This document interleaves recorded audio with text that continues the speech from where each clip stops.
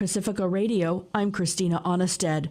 President Joe Biden says he was surprised when informed government records were found by his attorneys at his former office space in Washington. He was asked about the issue after the top Republican on the House Intelligence Committee requested the U.S. intelligence conduct a damage assessment of potentially classified documents. Biden spoke from Mexico City and said his attorneys did what they should have done when they discovered the documents. They immediately call the archives, I've turned over the boxes, they've turned over the boxes to the archives, and we're cooperating fully. The documents were discovered at the offices of the Penn Biden Center. Biden kept an office there after he left the vice presidency in 2017 until shortly before he launched his presidential campaign in 2019. Republicans have been swift to compare the incident to Donald Trump's retention of classified documents. Media reports say about a dozen documents were found in Biden's office. That's compared to boxes of some 300 classified documents found at Trump's Mar-a-Lago estate. Ohio Congressman Mike Turner, the lead Republican of the House Intelligence Committee, said Biden's classified documents retention puts him in potential violation of laws protecting national security, like the Espionage Act and the Presidential Records Act.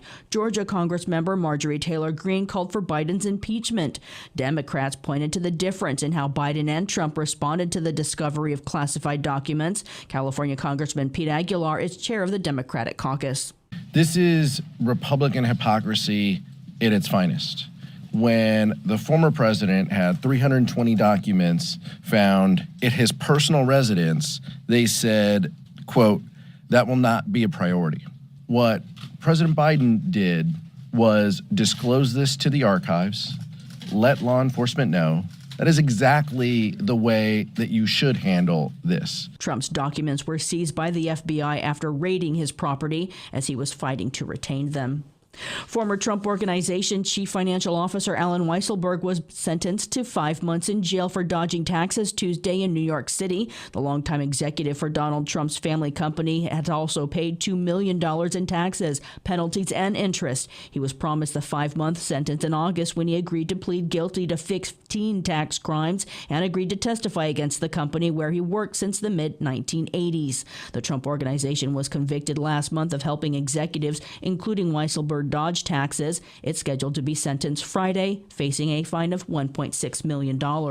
Trial is set to begin of former Proud Boys leader Enrique Tarrio and 4 other members of the far-right extremist group who are charged with seditious conspiracy over their roles in the deadly January 6th Capitol attack. They're charged with conspiring to stop the transfer of presidential power by attacking the Capitol. Opening statements begin today.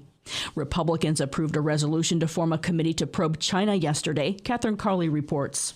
With bipartisan support, the House voted to establish a select committee to assess the economic and security challenges posed by China. 65 Democrats, including Representative Hank Johnson of Georgia, opposed the measure. Why are we creating this committee? I fear that it is to create a platform to unleash anti-Asian hate and division. The committee is expected to debate the Chinese-owned video-sharing app TikTok, which Committee Chair Republican Mike Gallagher of Wisconsin has proposed be banned in the U.S. I'm Catherine Carley for Pacifica Network and Public News Service. The House Ethics Committee was asked Tuesday to investigate Representative George Santos, the newly elected Republican from New York who has admitted to lying about his job experience, college education, and even family heritage. He now faces questions about his campaign finance disclosures as well.